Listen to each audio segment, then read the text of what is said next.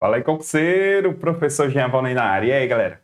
Tudo de boa? Vamos aí para uma aula de Direito Administrativo, Licitações e Contratos. Só que licitações e contratos é da Lei 8.666. Então, você deve ter observado o seu edital e o seu edital pede exclusivamente a Lei 8.666, mas, às vezes, alguns editais estão pedindo também a nova Lei de Licitações, que é a 14.133. Então, se no seu edital tem só a 8.666, por isso que você está aqui. E se no seu edital tem a 8.666 mais a 14.133, depois você vai ter que assistir a outra aula. Tem concursos, pessoal, que as bancas elas estão escolhendo qual a lei que vai cobrar. Só que a lei 8.666 ela vai sair de vigência, ela vai sair de vigor. Mais precisamente daqui a um ano. Né?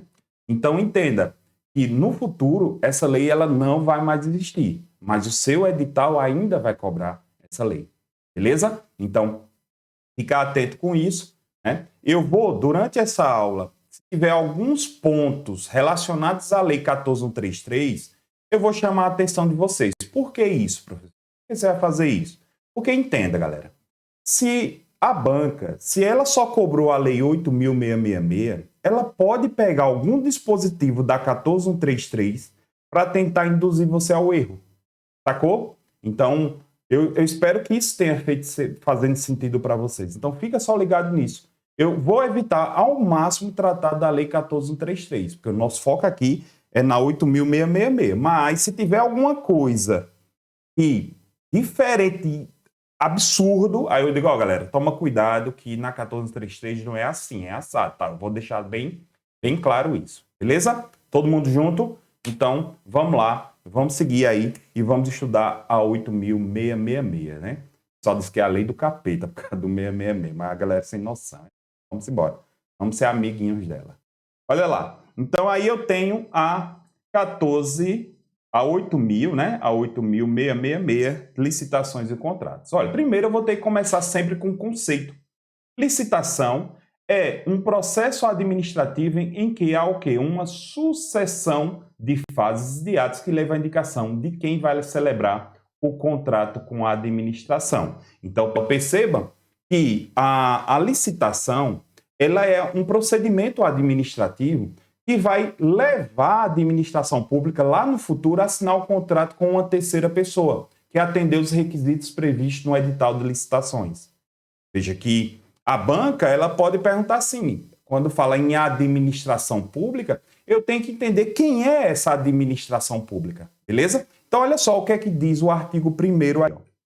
Esta lei estabelece normas gerais. Por que, professor, normas gerais? Porque os estados mais os municípios, eles podem criar normas específicas também, né, sobre licitações e contratos administrativos pertinentes a obras, serviços, inclusive, muita atenção aqui, inclusive de publicidade, compras, alienações, locações no âmbito dos poderes da União, dos estados, do Distrito Federal e dos municípios. Então, praticamente toda a administração pública. Por isso que eu tenho essa perguntinha aqui para vocês.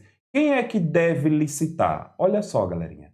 Então, quem tem que licitar é toda a administração pública. Toda a administração pública, ela deve licitar. Só que olha só, que coisa interessante. Eu tenho a administração pública direta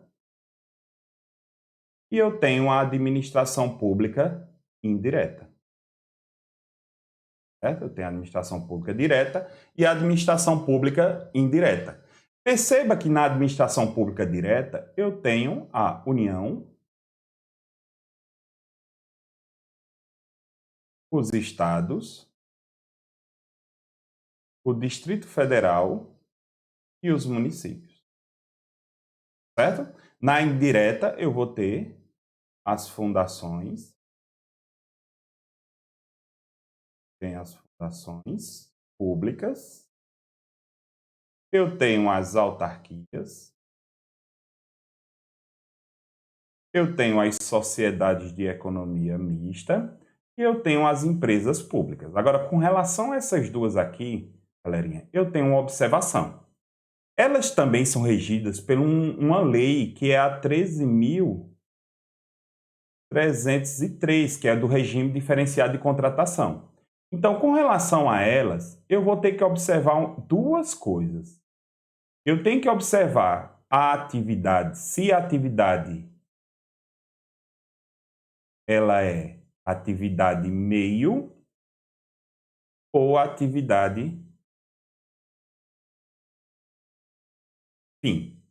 Tem que observar se é atividade meio ou atividade fim. Como assim, professor? Olha só. Vamos imaginar a Petrobras.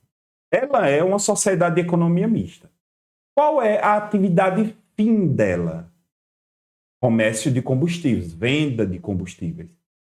É a atividade final dela. Só que para ela vender esses combustíveis, elas precisam de várias atividades meios anteriores. Por exemplo, construção de postos, compras de veículos, construção de refinarias, várias coisas.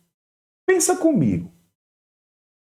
Imagina só se toda vez que tu fosse comprar o combustível e parasse num posto de combustível e perguntasse ao frentista assim, irmão, bota R$ 100. Aí ele vai dizer, volta amanhã, né? R$ 100 não é mais nada hoje.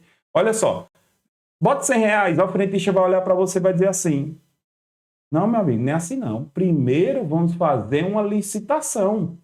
Quem der a proposta mais vantajosa para a administração pública, eu vendo o combustível.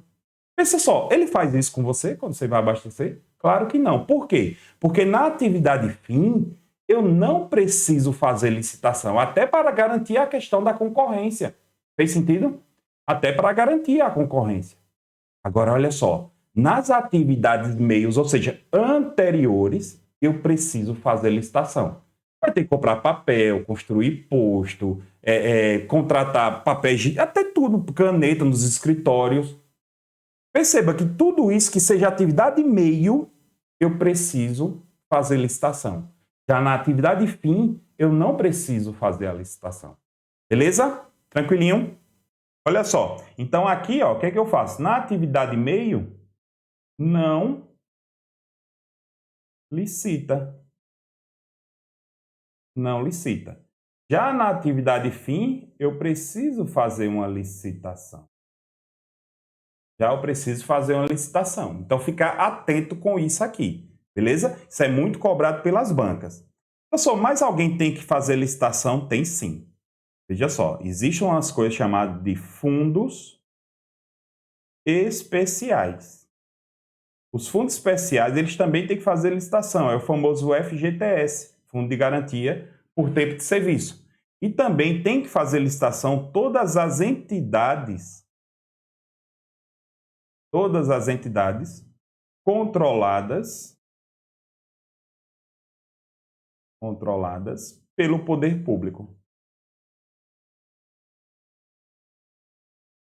Pelo poder público.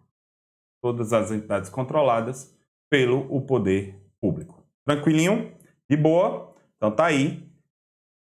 Olha só, olha aqui, ó. Subordinam-se, o parágrafo único, artigo 1º, ó. Subordinam-se no regime dessa lei, além dos órgãos da administração direta, tá vendo aqui? Os fundos especiais, as autarquias, as fundações públicas, as empresas públicas, sociedades de economia mista e demais entidades controladas direta ou indiretamente pela União, pelos estados, Distrito Federal e município.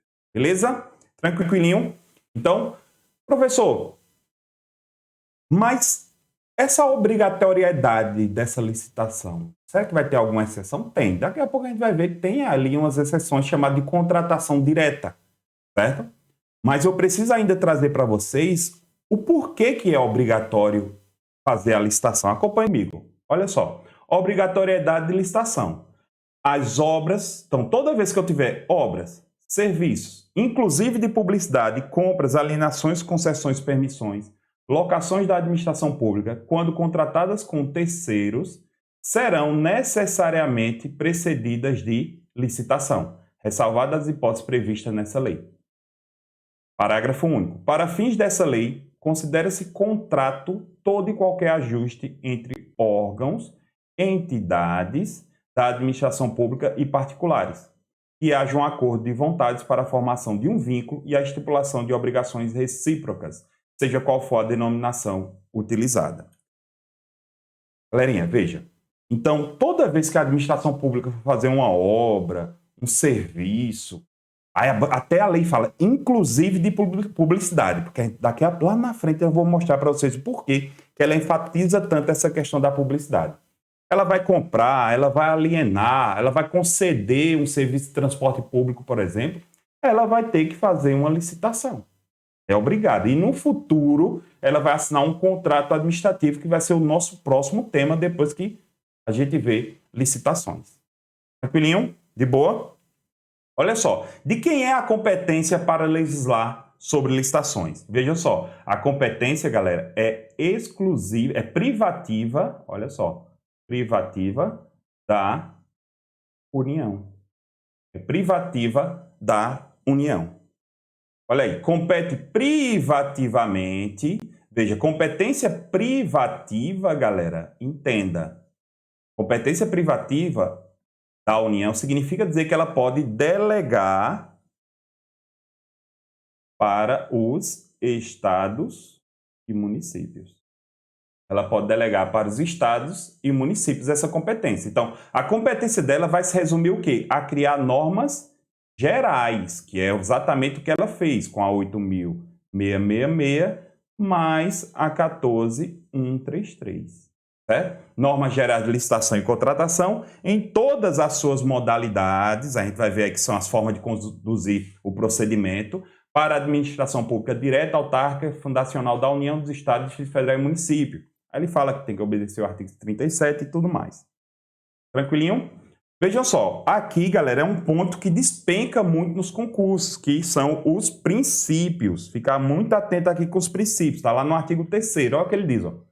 A licitação destina-se a garantir o princípio constitucional da isonomia, né? Isonomia, também conhecido como igualdade, mas também da seleção da proposta mais vantajosa para a administração pública, promoção do desenvolvimento nacional sustentável e será processada e julgada em estrita conformidade aos princípios básicos da legalidade, impessoalidade, moralidade, igualdade, publicidade, probidade administrativa, vinculação ao instrumento convocatório, do julgamento objetivo e os que lhes são correlatos. Galera, pensa comigo aqui. Vocês viram que é uma porrada de princípios. Você diz assim, a pessoa é muito, né? Sério. Galera, mas a lei nova trouxe 24 princípios no artigo 5º dela. Sério, sério. Aqui ainda tem alguns. E perceba que ela trouxe uns que a gente já conhece. É o famoso LIMP, certo? Então, eu vou tratar de alguns, fora esses, e, por exemplo, se você chegou aqui para estudar a Lei 8.666, possivelmente o seu edital pediu os princípios administrativos. Então, você já estudou lá o LIMP, legalidade, pessoalidade, moralidade, publicidade e eficiência. Também você deve ter estudado o princípio da isonomia, também que seu concurso deve ter pedido direito constitucional. Então, você já sabe ali que eu tenho o princípio da isonomia e da igualdade. Só que eu quero mostrar para vocês esse princípio da igualdade e da isonomia previsto na Lei 8.666, existem as exceções que são bastante cobradas nos concursos. Então, fica atento com isso. Então, vamos tratar aí alguns princípios mais importantes, beleza? Então, olha aí, ó. Eu vou tratar com vocês alguns princípios aqui, ó. Esses aqui, vocês já trabalharam lá, ó. Vocês já trabalham lá no começo da disciplina de Direito Administrativo. Probidade administrativa tem a ver com moralidade. Eu tenho a igualdade, vinculação ao instrumento convocatório, a gente vai trabalhar um pouquinho sobre esse, e vamos falar um pouco também sobre o julgamento objetivo, né? Olha aí, princípios implícitos, tomar cuidado que eu também tenho os princípios implícitos, que é a competitividade, procedimento formal, sigilo das propostas e adjudicação compulsória, também vamos trabalhar alguns desses princípios, beleza?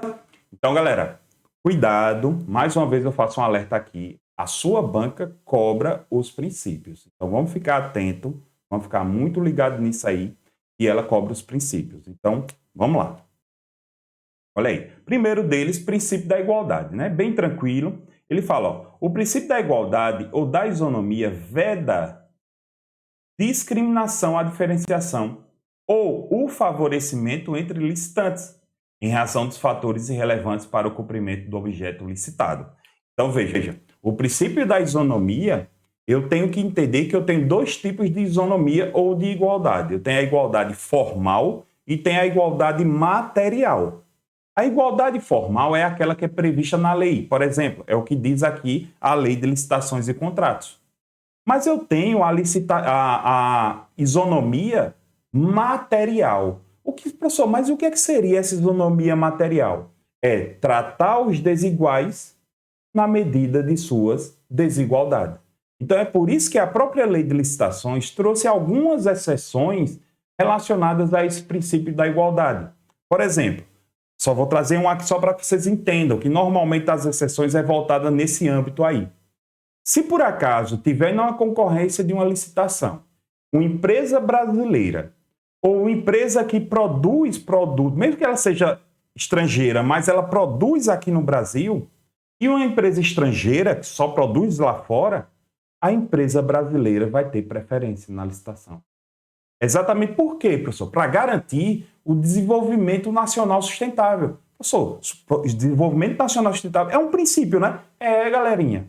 É por isso que existe aquele princípio do desenvolvimento nacional sustentável. É exatamente para garantir que as licitações públicas vão dar preferência às empresas brasileiras, às empresas que produzem no Brasil, às empresas que investem em acessibilidade de pessoas com deficiência, entre outras coisas. Professor, então me mostra aí quais são essas exceções. Ó, vamos lá, acompanha aqui. Ó. Olha só, exceções ao princípio da igualdade e isonomia. Olha lá. Em igualdade de condições, perceba, galera, aqui eu tenho a igualdade de condições. Como critério de desempate, será assegurado o quê? Preferência sucessivamente aos bens e serviços. O quê? Produzidos no país, produzidos e prestados por empresas brasileiras, produzidos ou prestados por empresas que investam em pesquisa no desenvolvimento de tecnologia no país, está vendo aqui? Ou produzidos ou prestados por empresas que comprovem o cumprimento de reserva de cargos prevista na lei para a pessoa de deficiência ou para o reabilitado na Previdência Social e que atendam às regras de acessibilidade previstas na legislação. Beleza? Então, vocês perceberam que essas exceções, ela é sempre voltada para empresas que investem no nosso país, exatamente para garantir o desenvolvimento nacional sustentável. Agora, não é só isso, eu vou ter que analisar 2 parágrafos para também alinhar essa diferença, porque olha só, não é uma... O que é que seria, só para você ter ideia, o que é que seria a proposta mais vantajosa para a administração pública? Aí você pode dizer, é a mais barata, professor. Não, não é. Nem sempre vai ser a mais barata, porque às vezes o barato sai caro, pessoal. Entenda, a administração pública sabe disso, a gente sabe disso para a nossa vida, a administração pública também está ligada com relação a isso. Então, quando ela fala assim, a proposta mais vantajosa para a administração pública, o nome já diz, é vantajosa, e nem sempre será a mais barata. Então, imagina só, eu tenho uma empresa brasileira que vende essa caneta por R$100, empresa brasileira que vende essa caneta por R$100, e eu tenho uma empresa estrangeira que vende essa caneta por R$20. Você acha que a administração pública vai contratar com essa empresa brasileira? Claro que não, porque isso aí não é a proposta mais vantajosa. 80% de diferença de um preço de um para outro está totalmente aí fora de lógica. Entenderam? Então eu vou ter que avaliar 2 parágrafos, o parágrafo 5º e o 7º, para ver se essa empresa brasileira, né, ou que investe no país, tem condições de ter essa diferenciação. Olha, então vem cá, acompanha aí comigo. Ó. Nos processos de licitação, poderá ser estabelecida uma margem de preferência para produtos manufaturados para os serviços nacionais que atendam normas técnicas brasileiras, bens e serviços produzidos ou prestados por empresas que comprovem o cumprimento de reserva de cargos previsto em lei para a pessoa com deficiência, para a reabilidade da Previdência Social e atendo às regras de acessibilidade. Isso aqui foi tudo colocado aqui pela lei em 2015. Olha só, para os produtos manufaturados e serviços nacionais resultantes de desenvolvimento e inovação tecnológica realizados no país, poderá ser estabelecida uma margem de preferência adicional à prevista no Parágrafo 5º. Então, a margem de preferência. Olha só. As margens de preferência por produto, serviço, grupo de produtos ou grupo de serviços que se referem aos parágrafos 5º e 7º serão definidos pelo Poder Executivo Federal por meio de decreto. Existe um decreto que estipula esse valor. Só que não pode delas ultrapassar o montante de 25% sobre o produto manufaturado e serviço. Então, como é que funciona isso? Eu tenho aqui uma empresa brasileira e eu tenho aqui uma empresa estrangeira. A empresa brasileira oferece o produto a R$ 125. A empresa estrangeira oferece o mesmo produto a R$ 100. Para garantir a questão do desenvolvimento nacional sustentável, essa empresa vai receber a licitação. Beleza? Então, seria mais... Agora, cuidado, é até 25%. O decreto ele estipula atualmente 20%. A lei nova estipulou agora 10% só de diferença, viu, galera? Então, ficar atento com isso aí. A banca, quando ela vai cobrar esse valor aqui, viu? O decreto não vai estar na sua prova, então ela não vai cobrar isso daqui. Fechou? Olha aí, vinculação ao instrumento convocatório. Olha só, galera, entenda uma coisa. Entenda que a administração pública, quando ela vai iniciar um processo licitatório, ela tem que primeiro ter uma grana de reserva, saber de onde vai sair o dinheiro para fazer aquela licitação, e ela precisa contratar pessoas fora da administração pública. Então, ela tem que convocar essas pessoas, tem que dizer que tem interesse. Eu acho que você já deve ter visto em alguns jornais de grande circulação, quando você vira a primeira página do jornal, embaixo tem lá, convocação de licitação, tal. Tem várias licitações. Tem gente que trabalha só com isso, galera. É chamado de agente de licitação. Tem cara que só trabalha só procurando para contratar junto com a administração pública. Galera, eu sou bem sério. Segundo informações, ganha bastante, viu? Ganha muito essa pessoa que é agente de licitação. Às vezes o cara não é nem o produtor do produto, mas ele faz a intermediação, cara. Olha só.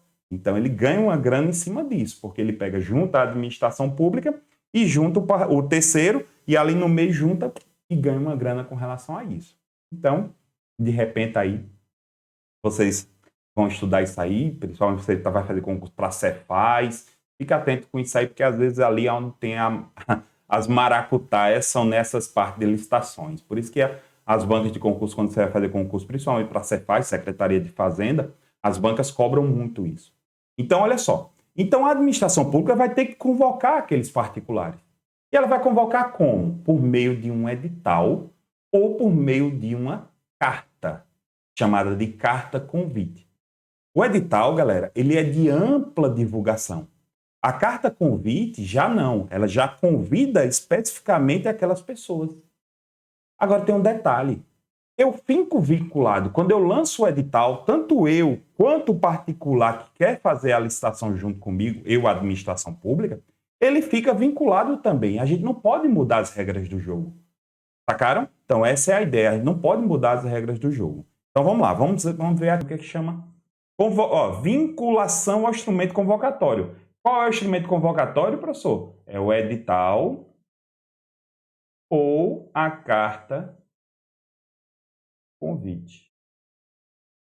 Ou o edital ou a carta convite. Olha só, a administração não pode descumprir as normas e condições do edital, ao qual se acha estritamente vinculada.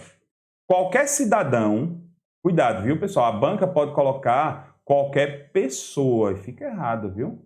É qualquer cidadão, é parte legítima para impugnar o edital de licitação, por irregularidade na aplicação dessa lei, devendo protocolar o pedido até 5 dias úteis, muita atenção aqui com esses valores, antes da data fixada para a abertura dos envelopes de habilitação, depois a gente vai estudar o que é isso, devendo a administração julgar e responder à impugnação até terceiro 3 dias úteis, sem prejuízo da faculdade prevista no parágrafo 1º do 113, que é sobre fiscalização do TCU. O TCU também pode fiscalizar para saber se tem aí alguma fraude, se tem aí alguma maracutaia, né? Muito comum dentro da administração pública, principalmente nessa parte de licitações, é onde tem as maiores maracutaias estão ali nesses processos licitatórios. Beleza? Veja, mas também eu tenho que fazer um julgamento objetivo. Para contratar um terceiro, um particular, eu, administração pública, contratar um terceiro, um particular, eu tenho que julgar a proposta dele de maneira objetiva. Então, olha só, julgamento objetivo das propostas. Ó. No julgamento das propostas, ou seja, dos valores apresentados, a comissão de licitação, que é formada por 3 pessoas, levará em consideração critérios objetivos definidos no edital ou na carta convite, os quais não devem contrariar as normas e princípios estabelecidos por esta lei. Galerinha, como é que funciona isso? Funciona assim. Veja, eu quero comprar uma caneta esferográfica. Veja, eu não posso dizer, eu quero a caneta tal. Eu estou com o nome dela aqui, só que eu não posso falar. Eu quero comprar a caneta tal. Eu posso fazer isso? No edital eu não posso colocar. Eu tenho que colocar critérios objetivos para a contratação. Eu vou dizer assim, quero comprar caneta esferográfica de cor vermelha, corpo transparente e ponta de 1,6 milímetros. Acabou. Acabou. Por isso são chamados de critérios objetivos. Por quê? Porque quem tiver caneta nessas especificações pode contratar junto com a administração pública. Por isso que eu tenho que vincular, eu não posso mudar. Se eu escrevi o edital dizendo que eu queria a caneta nessas especificações, no decorrer do jogo, eu não vou poder mudar essa especificação. Inclusive, pessoal, é crime. Inclusive, é crime. E cuidado que os crimes de licitações antes eram previstos nessa lei 8.666, mas agora é previsto no Código Penal. É previsto no Código Penal. Sacaram? De boa? Então, galera, vamos seguir. Daqui a pouco nós voltamos.